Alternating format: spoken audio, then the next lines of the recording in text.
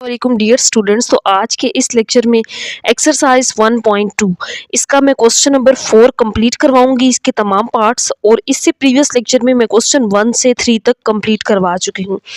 अब इस क्वेश्चन में ये कहा गया है कि एक्सपोनेंट की प्रॉपर्टीज को यूज करते हुए सिंप्लीफाई करें इनको, जो मतलब जितने भी पार्ट्स दिए गए हैं। Assume that all variable represents positive number. अगर यहाँ पे कोई वेरिएबल एक्स वाई जी इस तरह से कोई वेरिएबल आता है तो उसकी जो पावर होगी वो क्या रिप्रेजेंट कर रहा होगा, वो वेरिएबल पॉजिटिव नंबर होगा। तो बेसिकली अब हमने सोल्व क्या करना है, जो क्वेश्चन गिवन है इसको प्रॉपर्टीज के तहत हमने हल कर लेना है। तो अब देखें, पहला पार्ट है।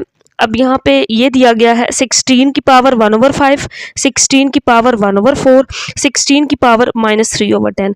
अगर हम देखें ये भी 16, ये भी 16, ये भी 16, इसकी पावर और ये पावर और मल्टीप्लाई भी हो रहा है। तो हमें ये रूल पता है। जिस तरह मैं अगर ये लिखूं a पावर x और a power y, basis same हो, ये बेस होती है ना और ये पावर होती हैं, बेसिस सेम हो तो पावर्स ऐड हो जाती हैं। इसी तरह अगर यहाँ पे a पावर z होती तो ये पावर अगर ऊपर होती ऐड होनी थी, लेकिन ये पावर नीचे से ऊपर जानी है ना, क्योंकि ये भी a ये भी a, बेसिस सेम है, तो ये पावर नीचे प्लस थी ऊपर जाके माइनस हो जाएगी। तो इस प्रॉपर्टी के तहत अब हम इसको हल कर लेते हैं। तो 16 की पावर्स को इकट्ठा करते हैं। 16 यहाँ पे क्या है 1/5, क्योंकि बेसिस सेम है, पावर्स ऐड हो जाएंगी 1/4। अब ये पावर नीचे माइनस थी, ऊपर जाके क्या हो जाएगी, प्लस हो जाएगी 3/10। तो यहाँ तक हमने पावर्स को जस्ट इकट्ठा किया है। अब हमने इसका लेना है एलसीएम। एलसीएम किस किस का लेना है, 5, 4 और 10 का। तो यहाँ पे एलसीएम ले लेते हैं। तो 5, 4 और 10, तो यहाँ पे 2 के टेबल में कर सकते हैं। 5 को एज इट इज़ लिख लेंगे, 2 2s are 4 और 2 5s are 10, अगेन 2 के टेबल में। और 5 को, इस 5 को भी इसी तरह लिख लेंगे, 2 1s are 2 हो जाएगा। तो अब हम इसको 5 के टेबल में कर सकते हैं। 5 1s are 5, ये 1, इसी तरह 5 1s are 5। तो ये हमारा एलसीएम आ गया, 5 2s are 10, 10 2s are 20। इसका मतलब है इसका जो एलसीएम है, एलसीएम कितना आया है, एलसीएम आया है 20। अब हमने 5 का टेबल पढ़ना है कि 20 आए, तो 5 4s are 20 और ऊपर 1 है तो 4 1 से मल्टीप्लाई होगा, 4 1s are 4, 4 5s are 20 और 5 1s are 5 आ जाएगा। अब 10 के टेबल में देखें 20 का बात है, 10 2s are 20, 2 आया और वो 2 इस 3 से मल्टीप्लाई हो जाएगा, 3 2s are 6 हो जाएगा। अब यहाँ पे ये जो पावर वाली ऊपर वाली वैल्यूज़ हैं इनको ऐड कर लेंगे। 5 और 4 9, 9 और 6 15, तो ये आ जाएगा 15/20। अभी भी हम इसकी 5 के टेबल पे कटिंग कर सकते हैं इन दोनों की। तो ये आ जाएगा 5 3s are 15, 5 4s are 20, तो 16 की पावर 3/4, ये इसका आंसर आ जाएगा। यानी कि इन पावर्स को हम सिंप्लीफाई यहाँ तक कर सकते थे 16 की पावर्स को, इससे आगे मज़ीद सिंप्लीफिकेशन नहीं हो सकती, तो यहाँ पे इसको छोड़ देंगे, यही इसका आंसर होगा। इसके बाद देखते हैं नेक्स्ट पार्ट नंबर 2। इसके बाद बच्चों नेक्स्ट पार्ट नंबर 2, अब इसको भी पावर्स को हमने सिंप्लीफाई करना है, लेकिन यहाँ दरमियान में माइनस आ गया। अगर मल्टीप्लाई हो रहा होता तो हम पावर्स को ऐड कर देते। अब यहाँ पे देखिए ये वैल्यू 7 पावर -1/3 अंदर मल्टीप्लाई हो रही है, तो हम इसको दोनों के साथ मल्टीप्लाई कर देंगे। तो 7 की पावर -1/3 और 7 की पावर 5/3, दरमियान में माइनस, फिर ये इसके साथ भी मल्टीप्लाई होगा, तो 7 की पावर -1/3 और 7 पावर 4/3। अब सेम पहले क्वेश्चन की तरह इसमें भी ये दो बेसिस सेम है, पावर्स इनकी क्या हो जाएंगी, ऐड, क्योंकि ये मल्टीप्लाई हो रहे हैं तो पावर्स ऐड कर देंगे। -1/3 + 5/3 आ जाएगा। ये वाला माइनस इसी तरह यहाँ पे भी ये मल्टीप्लाई है और बेसिस सेम है, तो इनकी पावर्स को भी ऐड कर देंगे। बेस को एक दफ़ा लिख के पावर्स को हम ऐड कर देते हैं। तो अब यहाँ पे एलसीएम ले लेंगे। एलसीएम आएगा 3, ऊपर -1 + 5 आ जाएगा, दरमियान में माइनस। यहाँ पे एलसीएम लेंगे, एलसीएम 3 -1 + 4 आ जाएगा। अब इसको आगे मज़ीद सिंप्लीफाई करें तो 5 - 1 क्या हो जाएगा, 4/3, और यहाँ पे 4 - 1 करेंगे 3/3 आ जाएगा। तो अब एक स्टेप और मज़ीद सिंप्लीफाई कर सकते हैं इसको, 7 की पावर 4/3 तो एज इट इज़ आ जाएगा, लेकिन यहाँ पे ये से कट जाएगा और -7 रह जाएगा, तो ये इसका आंसर होगा। 7 पावर 4/3 और यहाँ पे 7 पावर 1 लिख लें या जस्ट 7 लिख दें, वो 7 ही होगा, तो ये इसका आंसर होगा। इसके बाद next part number 3। Dear students next part number 3 देखें। अब इसमें भी ये 2 की पावर, ये भी 2 की पावर, ये भी 2 की पावर, तो बेस सेम है, हम पावर्स को ऐड ऐड कर लेंगे तो 2/3 क्या आ जाएगा +1/7। अब ये वैल्यू डिवाइड हो रही है ना पावर, तो ये ऊपर जाएगी तो माइनस हो जाएगी, अगर ऊपर होती तो फिर प्लस होती, लेकिन यहाँ नीचे प्लस है, ऊपर जाएगी साइन चेंज होंगे तो माइनस आ जाएगा। अब हमने लेना है इसका एलसीएम 3, 7 और 2 का, तो यहाँ पे हम इसका एलसीएम ले लेते हैं 3, 7 और 2। 2 के टेबल में पहले करते हैं तो 3 और 7 तो एज इट इज़ आ जाएंगे, 2 1 2। अब 3 के टेबल में कर लेते हैं, 3 इसी तरह आ जाएगा और 3 1 3 हो जाएगा, 7 इसी तरह आ जाएगा।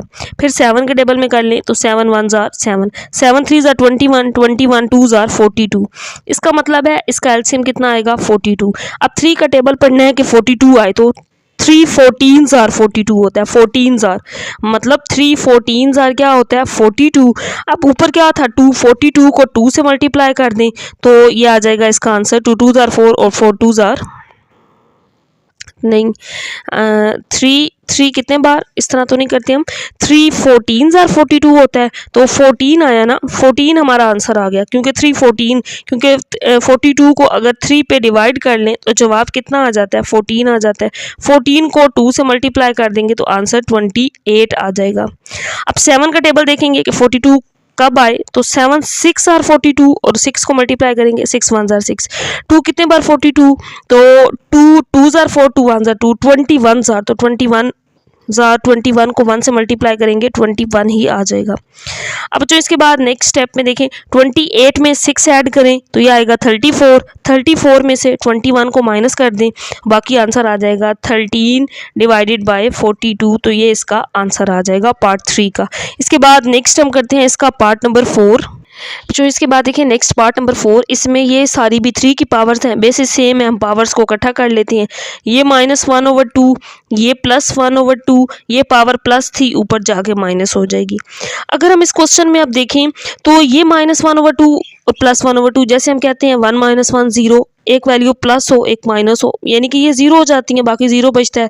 +2 -2 0 होता है, तो यहाँ पे ये +1/2 -1/2 0 हो जाएगा, बाकी क्या रह जाएगा 3 पावर -1/2। अब ये पावर -1/2 है, अगर इसको नीचे ले आए तो ऊपर 1 रह जाएगा और 3 पावर 1/2 नीचे आके प्लस हो जाएगा, तो ये इसका आंसर होगा। यहाँ तक लिखते हैं तब भी ठीक है, अगर ये वाला एक स्टेप ऐड कर लेंगे तब भी ठीक है। देखें ये माइनस था ना, जस्ट हम नीचे ले आए हैं, ऊपर ले जाएं तो फिर वही फॉर्म बन जानी है, नीचे आके पावर प्लस हो जाएगी। तो डियर स्टूडेंट्स इसके बाद देखिए नेक्स्ट इसके अंदर पार्ट नंबर 5 है। अब देखें इसकी पावर 1/2 पावर 1/2 1/2 1/2, यानी कि सबकी पावर 1/2 है, तो हम इस 1/2 को बाहर निकाल सकते हैं क्योंकि सबकी पावर 1/2 है, तो हम होल पावर लिख सकते हैं 36 × 6, यहाँ पे क्या आ जाएगा 8 × 27। एक क्वेश्चन को डिफरेंट मेथड से कर सकते हैं, लेकिन ये ज़रा सबसे आसान था, इस वजह से मैं इस तरीके से कर रही हूँ। देखिए ये 1/2 इसको मैंने बाहर लिख दिया 1/2, और बाहर पहले क्या था 3, तो 3 × 1/2 हो जाएगा। अब यहाँ पे इसकी कटिंग भी की जा सकती है, 9 के टेबल में इन दो की कटिंग और इन दो की हम 2 के टेबल में कर सकते हैं। तो देखें अगर मैं 9 के टेबल में कटिंग करूँ तो 9 3 27, 9 4 36, तो यहाँ पे 4 रह गया और यहाँ पे 3 रह गया। अगर इनकी कटिंग करें तो 2 3 6 और 2 4 8, तो यहाँ पे 3 रह गया और यहाँ पे 4 रह गया, ये वैल्यू रह गई। होल पावर यहाँ पे क्या आ जाएगा 3/2, 3 1 3 डिवाइडेड बाई 2, ये आ गया। 3 3 से कट जाएगा, 4 4 से कट जाएगा, तो यहाँ पे रह गया 1 की पावर 3/2, और 1 की पावर जो भी ले लें आंसर 1 ही आता है, तो सो इसका आंसर आ जाएगा 1। 1 की पावर चाहे पॉजिटिव है नेगेटिव है, उसका आंसर 1 ही रहना है। तो 1 की पावर बेशक 3/2 हो या 6 हो या 9 हो या 5/9, जो भी 1 की पावर आ जाए उसका आंसर 1। इस तरह एक ये रूल ये होता है ना, किसी नंबर की पावर 0 हो आंसर 1 आता है। इसी तरह ये भी है कि 1 की पावर कोई सा भी नंबर ले लें, वो 1/2 ले लें 1/3, जो भी नंबर ले लें आंसर 1 ही आता है। तो डियर स्टूडेंट्स इसके बाद देखें नेक्स्ट पार्ट नंबर 6 है। अब यहाँ पे 2187 है, ये ए की पावर ये भी ए की पावर, बेसिस सेम है, हम इनकी पावर्स को इकट्ठा करेंगे। बी की देखें बेस सेम, ये बेस सेम, पावर डिफरेंट है ना बेशक, लेकिन बेस सेम हो, पावर्स को इकट्ठा कर लेते हैं। लेकिन यहाँ पे ये है 2187, इसको हम क्या लिख सकते हैं पावर में, तो ये हमें फैक्टर्स बना के पता चलेगा। 3 के टेबल में हम इसको कर सकते हैं, 3 7 21, 3 2 6, 3 9 27, क्योंकि यहाँ 2 बचा, इधर आकर 27 बन गया। अगेन 3 के टेबल में 3 2 6, 1 बचा 12 आ गया, 3 4 12, 3 3 9। अगेन 3 के टेबल में 3 8 24, 3 1 3, अगेन 81 है। अब इसको भी हम 3 के टेबल में कर सकते हैं। 3 2s आर 6 हो जाएगा, 2 बचा, इधर आया 21 बन गया। 3 7s are 20, 3 7s are 21, 3 9s are 27, 3 3s are 9 और 3 1s आर 3। 1 2 3 4 5 6 7, यानी कि हम इसको क्या लिख सकते हैं, 2187 को हम लिख सकते हैं 3 की पावर 7। और बाकियों को हम इकट्ठा करते हैं, ये a पावर 5 इसको ऊपर ले, ये ऊपर जाएगी पावर तो -12 हो जाएगी क्योंकि नीचे प्लस थी। बेसिस सेम, पावर्स को इकट्ठा कर सकते हैं। तो b पावर 17 है, इसको ऊपर ले जाएंगे, -3 हो जाएगा, होल पावर 1/7। अब ये 1/7 को अंदर सारे नंबर्स की यानी कि पावर्स के साथ मल्टीप्लाई कर दें, क्योंकि ये होल पावर है तो सबकी पावर है, यानी कि इसके साथ भी मल्टीप्लाई कर दिया। 7 - 12 तो ये -7 आ जाएगा और यहाँ पे इसको मल्टीप्लाई कर देंगे 1/7 से। 17 - 3 14 आएगा और यहाँ पे पावर अंदर आके जब सबके साथ मल्टीप्लाई तो इसके साथ भी मल्टीप्लाई कर देंगे, तो ये इससे कैंसल आउट। 3 रह गया यहाँ पे जस्ट बच्चों। अब यहाँ पे देखें, ये इससे कैंसल आउट, a पावर -1 रह गया, 7 2s आर 14, b की पावर 2। तो यहाँ तक कर लें तब भी ठीक है। अब एक स्टेप और कर सकते हैं, 3b² को ऊपर ही रखें, ये पावर -1 है, इसको नीचे ले आए तो a पावर 1 प्लस हो जाएगा, जस्ट a लिख दें या a पावर 1 लिख दें, तो ये इसका आंसर आ जाएगा। अब इसके बाद इसका लास्ट पार्ट नंबर 7 है। तो देखिए अब इसके बाद बच्चों लास्ट पार्ट नंबर 7 है। अब इसमें इस अंडर रूट की पावर 4, इस अंडर रूट की पावर 4, इस रेडिकल, इसको रेडिकल साइन भी कहते हैं, अंडर रूट की पावर 4, तो हम इनको a की अंडर रूट के अंदर लिख सकते हैं, यानी कि ये अंडर रूट मैंने a की लिख लिया, पावर 4 थी और मैंने उसको इस तरह से 4 सबके साथ लिख लिया। अब बाकी इन वैल्यूज़ को लिखते हैं, a3 और b3 है इसकी पावर, और यहाँ पे b3 डिवाइडेड बाय इसकी पावर कितनी है, c3, और यहाँ पे ये c3 डिवाइडेड बाय a3, इन सबको इसी तरह से लिख लिया। अब अगर इसमें देखें तो ये b3 इस b3 से कट जाएगा, c3 c3 से, a3 से कैंसल आउट, तो यहाँ पे जस्ट 1 रह गया और यहाँ पे 4। अब यहाँ पे इसको हम ये भी लिख सकते हैं 1, और इस अंडर रूट को अगर ख़त्म करें तो ये पावर 1/4 है। यहाँ पे रेडिकल साइन के ऊपर ये जो पावर होती है वो अंडर रूट की होती है। अगर यहाँ कुछ ना हो तो फिर 1/2 इसकी पावर होती है, अगर 3 हो तो 3, 4 है तो पावर 1/4, 5 है तो फिर 1/5, और 1 की पावर जो भी लें ये हमें पता है कि आंसर 1 ही आता है। 1 की पावर जो भी हो तो यहाँ पे इसका आंसर 1 आ जाएगा।